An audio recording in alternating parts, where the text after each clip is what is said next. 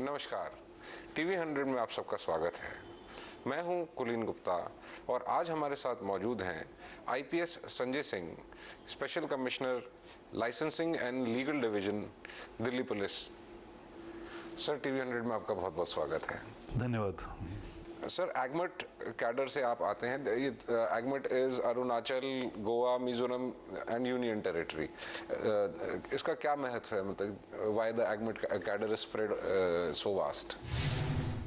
जो हमारे पहले इनिशियली यूनियन टेरिटरीज थी और जो बाद में यूनियन टेरिटरीज जो स्टेट्स बन गई, जी, जैसे अरुणाचल, गोवा, मिजोरम हुआ, so that is part of the UTs and now जो यूटीज जो स्टेट बन गए तो इस वजह से अरुणाचल गोवा। सो बट इस कैडर की खासियत यह है कि आप बिल्कुल जो बॉर्डर एरियाज हैं हम लोग के और दूर दराज के क्षेत्र लाइक अरुणाचल हुआ, मिजोरम हुआ, अंडमान निकोबार द्वीप समूह हुआ, तो एक्सपीरियंस वाइज काफ़ी चैलेंजिंग रहता है एक IPS officer to be in AGMUT cadre, because exposure उसका दिल्ली में definitely as a capital city जो एक्सपोजर होता है एंड देन दूर दराज एरियाज में काम करना, उसके अलग चैलेंजेस हैं। सर, शुरुआती दौर में सबसे पहले आपसे पूछूंगा कि आप ओरिजिनली कहाँ से हैं और कहाँ से पढ़ाई लिखाई की? एंसेस्ट्रली अगर देखें तो हम लोग मथुरा से हैं और इनिशियल जो पढ़ाई जो थी मेरी ओग्रो स्कूल झारीपानी मसूरी में हुई, राइट। और उसके बाद सेंट्रल स्कूल लखनऊ, और कॉलेज जो है हिंदू कॉलेज अपना दिल्ली में है, एंड एमए जो मैंने है फिर दिल्ली यूनिवर्सिटी से हिस्ट्री में किया। तो इनिशियल से अभी तक कहाँ कहाँ प्लेसमेंट्स जो है? मैंने सर्व किया है अपने ऑफ कोर्स दिल्ली के अलावा अंडमान निकोबार में as SP and IG, then in Goa, Mizoram, इन क्षेत्रों में काम किया है। कौन सा एरिया ज़्यादा चैलेंजिंग लगा या कहाँ पे एक्साइटमेंट ज़्यादा रही? चैलेंजिंग तो of course in terms of professionally policing जो है सबसे ज़्यादा दिल्ली में ही है, बीट क्राइम के लिहाज से हो, लॉ एंड ऑर्डर संभालने के लिहाज से हो, काफ़ी कुछ जो पुलिसिंग में जो आप जो अचीव करना चाहते हैं और सेटिस्फैक्शन जो मिलती है, Delhi is very challenging. Initial शुरुआत जैसे मेरी एसीपी रोहिणी के टाइम से हुई। आई रिमेंबर एसीपी रोहिणी के उस वक्त जो प्रशांत विहार जो इलाके में हम लोग का पुलिस स्टेशन एक टेंट में हुआ करता था, और आज की रोहिणी अगर आप देखें तो, और समय के बीतने के साथ I worked as additional DCP west and DCP north west ji. और जब मैं जॉइंट सीपी नॉर्दर्न रेंज बना तब रोहिणी जो है एक फुल फ्लेज्ड, अब अगर आप देखें तो एक डिस्ट्रिक्ट अब बन गया है। जी। तो कितना डिफरेंस देखते हैं शुरुआती दौर में आपने दिल्ली शहर में? दिल्ली शहर, क्योंकि आपने एक तरीके से दिल्ली की ग्रोथ देखी है, दिल्ली के साथ साथ ही क्या नाम है आप चले हैं। बिल्कुल।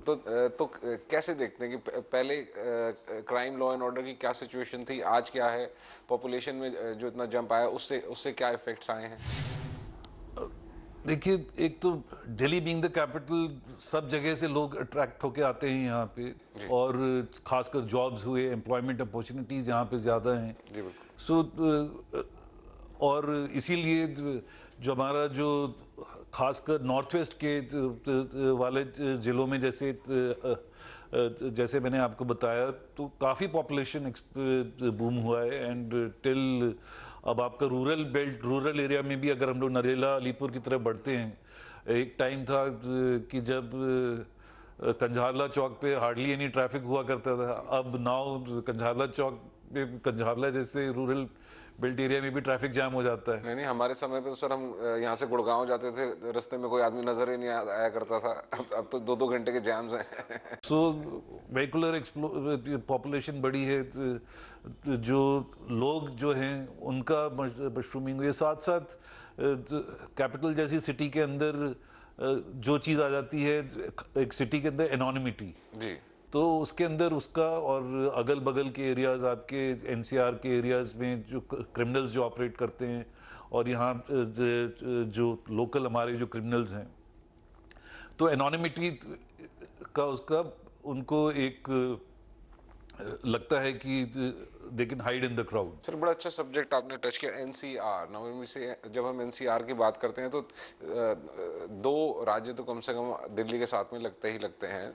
हरियाणा हो गया एक तरफ, अपना ये उत्तर प्रदेश हो गया। तो एनसीआर की पुलिस से किस तरह कोऑर्डिनेट कर पाते हैं?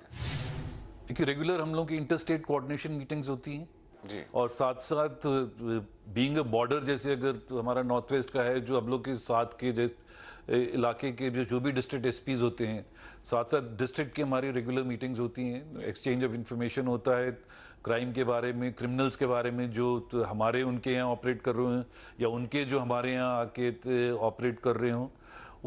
रेगुलर कोऑर्डिनेशन इस बाबत होता है। Sir you are also in charge of the legal division. Legal division क्या एंटेल करती है, क्या कुछ उसमें काम होता है और क्या आप डिलीवर करते हैं?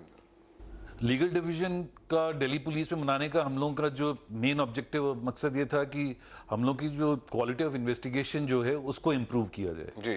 तो 82 लीगल कंसल्टेंट्स हम लोगों ने हमारे साथ इस वक्त जुड़े हुए हैं, जो कि हम लोग को प्रयास ये रहता है कि उनको शुरुआती दौर से एफआईआर रजिस्ट्रेशन से लेके चार्जशीट तक उनसे वैल्यूएबल उनके साथ बैठ के एफआईआर जो चार्जशीट जो है उसको स्ट्रांग बनाई जाए, जिससे कि कन्विक्शन जो है इम्प्रूव हो दिल्ली पुलिस की, और जो क्रिमिनल जो बदमाश जो भी हैं, कोशिश हमारी यही रहे कि उनके खिलाफ जब कोर्ट में ट्रायल जो होता है तो कन्विक्शन मिलने के बाद वो तिहाड़ में या जो भी जेल में उनको कि हम लोग इंश्योर करें। सर एक और इनिशिएटिव जो आपके लिए जिसके लिए आप जाने जाते हैं, युवा कार्यक्रम का इनिशिएटिव है। इसके अंदर फर्स्ट टाइम ऑफेंडर्स की खास अगर बात करें तो आप ही इस बारे में थोड़ा बताएं। युवा का प्रयास जो प्रोग्राम जो हम दिल्ली पुलिस ने चलाया है, उसके अंदर जो जुवेनाइल ऑफेंडर्स जो हैं, डेलिंक्वेंट जो हमारा यूथ है, उनको टारगेट करता है, और साथ साथ में जो फर्स्ट टाइम ऑफेंडर्स हैं जिन्होंने कि पेटी क्राइम के अंदर जिसके अंदर उनका इन्वॉल्वमेंट रहा हो, तो उनको मेन स्ट्रीम के साथ जोड़ना, उनको एक और अपॉर्चुनिटी देना, एक चांस देना, जिससे कि वो मेन स्ट्रीम में समाज के साथ दोबारा जुड़ पाएं। इसके तहत हम लोगों ने 13 ट्रेडिंग पार्टनर्स हैं, उनके साथ हम लोगों ने वो हमारे साथ जुड़े हुए हैं। 18 हम लोगों ने जॉब प्रोफाइल्स तैयार की, विभिन्न तरह की जॉब प्रोफाइल्स हैं, कंप्यूटर बेसिक कंप्यूटर्स को लेके एंड लेडीज़ के लिए मेकअप का उनके बारे में ज्ञान देना, या तो और इसके तहत जॉब फेयर्स हम लोग करते हैं, जो कंपनीज हैं उन लोगों को बुलाते हैं, और तकरीबन इस साल अगर आप देखें तो कम से कम 5000 युवाओं को 5000 दिल्ली पुलिस ने जॉब दिलवाई है। That's a very big number, बहुत बड़ा नंबर है। तो सर इसके अंदर जैसे आपने कहा, तो इसमें किस तरीके के ज़्यादा ऑफेंडर्स आपको नज़र आते हैं? किस पेटी क्राइम्स होते हैं? पेटी क्रिमिनल्स वाले भी हैं, और खासकर कुछ अनएम्प्लॉयड यूथ भी जो है वो भी हमारे साथ, क्योंकि जब अपनों ने ये प्रयास शुरू किया तो कुछ लोग वो भी हम लोगों के पास आते हैं, तो उनको भी हम लोग इस प्रोग्राम के तहत उनको भी इन्वॉल्व करते हैं। क्या और सर किया जा सकता है, लाइक जनता सुनिए, क्या सहायता जनता आपकी कर सकती है इस इनिशिएटिव में कि इन जुवेनाइल्स को या फर्स्ट टाइम ऑफेंडर्स को जॉब दिया? कई बार होता है कि लोग देखते हैं कि भाई ये तो ऑफेंडर है तो उसको जॉब नहीं देनी चाहिए। आपका क्या ओपिनियन रहता है इस बारे में? इसमें हम लोग रेगुलर मीटिंग्स करते हैं, जो कंपनीज जो हैं, कॉर्पोरेट्स हैं, उनके साथ एक जो CSR के तहत उनका इन्वॉल्वमेंट लिया जाता है, और साथ साथ एक इंटरेक्शन के दौरान जो बातचीत जो होती है, और उनको यही इम्प्रेस किया जाता है कि इन शख्स को और इन सब लोगों को, और ख़ासकर युवा जो है, उसको जोड़ना और अच्छी तरीके से उस एनर्जी को यूज़ करना, वो हम सबका एक सामूहिक दायित्व बनता है। सर बात करते हैं थोड़ी बस रिसेंट की है, वैसे कोरोना काल की। कोरोना काल में आपके हाथ में शहर की बागडोर थी लॉ एंड ऑर्डर की, तो उस समय में क्या कुछ कठिनाइयों का सामना करना पड़ा, और सबसे बड़ा कौन सा ऐसा इवेंट है जो सोच के आप कहते हैं कि हाँ भाई ये एक चीज़ हुई जो मेरे दिमाग में एक छाप छोड़ गई? देखिए, कोरोना के टाइम में दिल्ली पुलिस ने दिल की पुलिस का टैग पाया, और एक वक्त ऐसा था कि ट्रेनें नहीं चल रही थी, हवाई जहाज, एयरपोर्ट्स खाली थे, कोई भी वहाँ नहीं था, सड़कें सुनसान थी, एक भी व्हीकल सड़क पे नहीं थी। परंतु दिल्ली पुलिस के जवान और डॉक्टर्स जो हॉस्पिटल्स में थे, जिनको कि जनता ने बाद में कोरोना वॉरियर्स का भी नाम दिया, जी। और बहुत ही चैलेंजिंग था वक्त। चाहे और मेरे को याद पड़ता है इनिशियल जब कोरोना का वक्त जब शुरू हुआ था। हमारे जर्नलिस्ट भी कोरोना वॉरियर्स थे सर। बिल्कुल बिल्कुल। तो एट दैट टाइम आपके जामतारा, वेस्ट बंगाल और बिहार के कुछ क्षेत्रों से साइबर क्राइम इनिशियल एक स्पर्ट सा शुरू हुआ था। तो हम लोगों ने अपनी टीम्स इनफैक्ट वहाँ पे स्टेशन कर दी थी और उनके ऊपर पूरा दबाव बनाया गया था, जो कि इधर यहाँ पे फ्रॉड कर रहे थे बीट। और तकरीबन at that time I remember 200 के करीब हम लोगों ने केसेस रजिस्टर किए होंगे। तो एक वो भी वक्त था, और साथ साथ क्राइम को हैंडल करना, साइबर क्राइम को, और पब्लिक के साथ जो दिल्ली के अंदर हमारा रहा, एक तो कंटेनमेंट जोन्स जो हम लोगों ने बनाए जी। कि लोग अपने घरों में सुरक्षित रहें। साथ साथ जो ऑक्सीजन सिलेंडर्स के लिए ग्रीन कॉरिडोर्स मुहैया कराए गए। जी। ऑक्सीजन सिलेंडर्स का जो डिस्ट्रीब्यूशन जो था जी। हॉस्पिटल्स में, उसको वो कि प्रॉपर रहे, जी। उसको इंश्योर करना वो एक अहम जिम्मेदारी थी। और सबसे ज़्यादा चैलेंजिंग अगर बताएं तो एक वक्त वो था कि सगे भी, संबंधी भी, अपने जो उनके नियर एंड डियर वन जो प्रियजन थे, उनको शमशान घाट में छोड़ के आ जा रहे थे। तो पुलिस वालों ने ही कई सारे जो दाह संस्कार कराने में उन्होंने खुद ही पुलिस ने कराया। तो एक बहुत ही डिफिकल्ट, एक बहुत ही चैलेंजिंग टाइम हम सब के लिए।